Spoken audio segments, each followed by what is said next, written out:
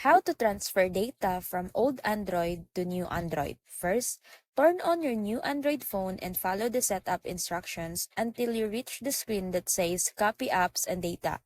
Tap Next. Now, on your old phone, make sure Wi-Fi and Bluetooth are on. Keep it unlocked.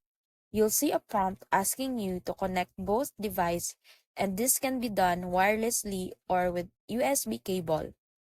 Once connected, select what you want to transfer like apps, photos, messages, contacts, and even your settings.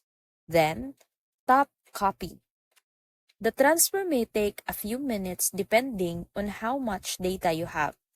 Once done, finish setting up your new phone. And that's it.